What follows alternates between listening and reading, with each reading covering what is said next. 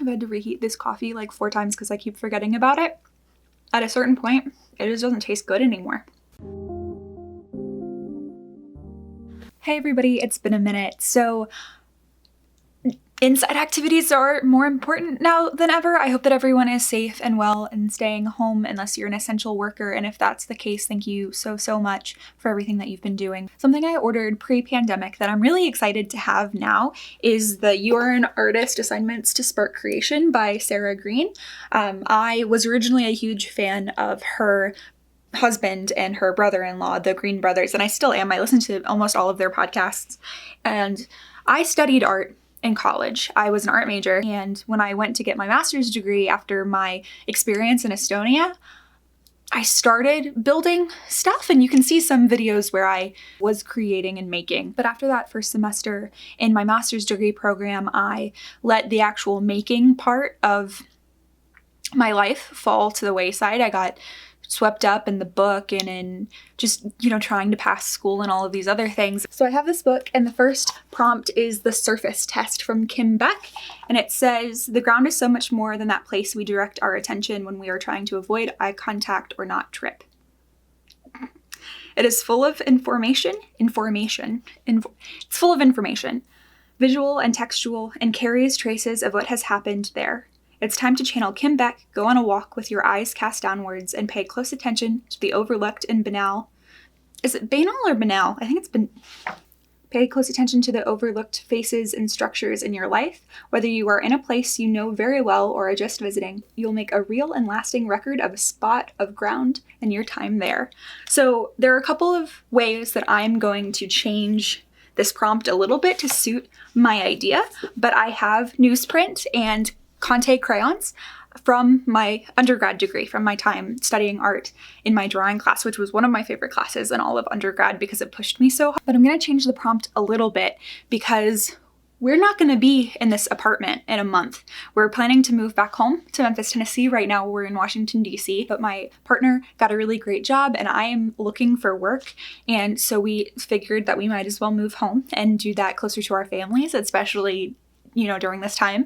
So I thought that a project that could be really interesting over time would be to document the textures and surfaces of this apartment whenever we leave a space, to go and make rubbings of those textures and of those surfaces as a way to remember the place that we lived in for, this is 2 years, I think, at least. Maybe a little more than that. So if you have seen, which I'm sure you have if you've watched my videos, this very disorganized, but it is organized, it just looks disorganized, situation. I've got Conte crayons wrapped up in here, and so I have to very carefully take that down and get that out and get started. But I'm excited to show this to you guys, and if you are inspired by this video or this book to do the same thing, please tag me and tag, I think their hashtag is You Are an Artist, and just so that Sarah can see it and so that everyone in the community can get involved as well. I think this is a really neat idea, and I do think that I'm going to notice things about this apartment right before we go that I didn't notice because I haven't done this yet.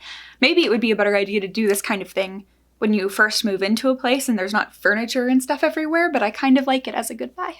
Feel free to judge how dirty I have let my closet get. My shoes are all over the place. There's no even attempt to fold anything here. And I don't even want to show you guys that. But behind here, behind all of my clothes, I've got this huge thing of drawing paper. I'm gonna look for newsprint as well, but this is what I will use if I can't find that. I didn't find newsprint, but I found this really big paper that I do think I need to use eventually, but I won't use it now because this seems to be quite a bit thicker than the drawing paper. I don't even know if that's coming across on camera, but I think, oh wait, that's even, is that 2 pieces? Oh yeah, that was 2 pieces. So this seems quite a bit thinner to me, so we'll use this. Here's me for scale. Yep. Here it is. You're at a little bit of an angle because you're on one of our moving boxes that is tilting. Sorry. But I keep a bunch of my more like miscellaneous art supplies in this thing that was hanging up behind me. It's this really cute, I think it was originally a bathroom organizer, but I don't have this much bathroom stuff. Like, I guess technically makeup and stuff could be really well organized in this, but usually when I travel, I'm just grabbing like one thing of 4 different eyeshadows and like an eyeliner. You get the point. So I put all of my art supplies in here, and I think I'm gonna start out using these Conte crayons. There's not as much color variation as I think could be really useful for this project, but I also don't think I have any crayons, like regular crayons. So in the prompt, it says that you can rip off the paper of a crayon and do a rubbing that way, which I think is the way that most of us are familiar with rubbings from when we were like pre-K or kindergarten and we were doing rubbings for school. But these guys are pretty awesome. They're pretty messy, but they're not quite as messy as charcoal. So I don't feel as unsafe like rubbing this around indoors in my apartment as I would if I was using charcoal. But I've got this brown color. I've got this black color.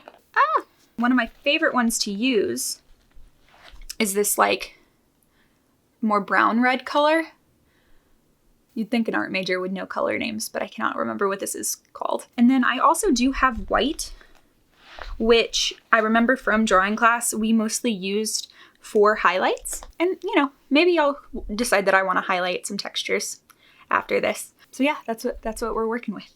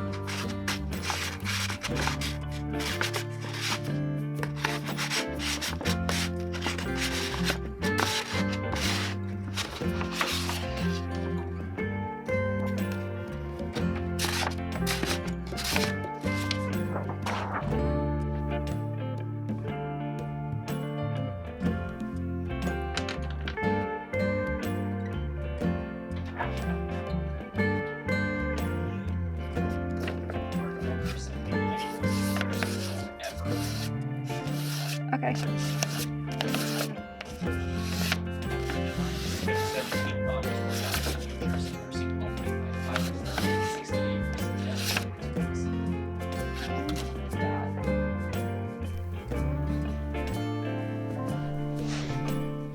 Now this is one I can see not working. I'm gonna try to get the carpet. Yeah, no, that's too soft.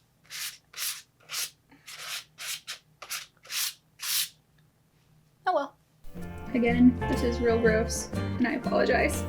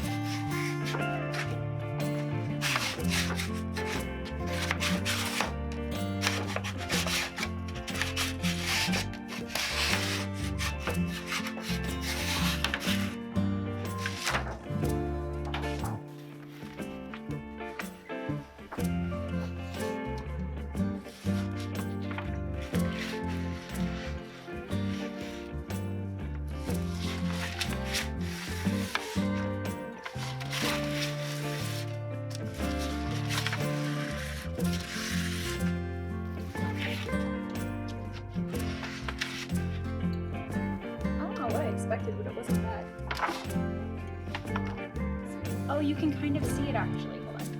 Let me do a little bit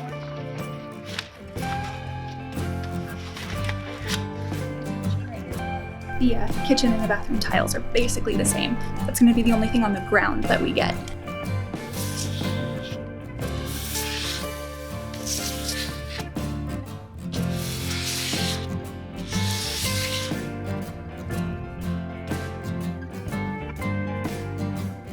That part's pretty cool.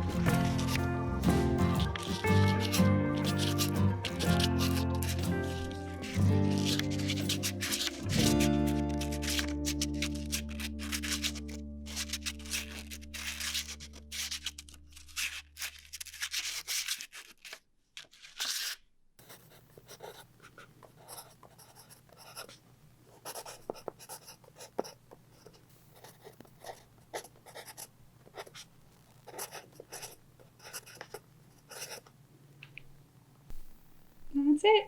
There she is.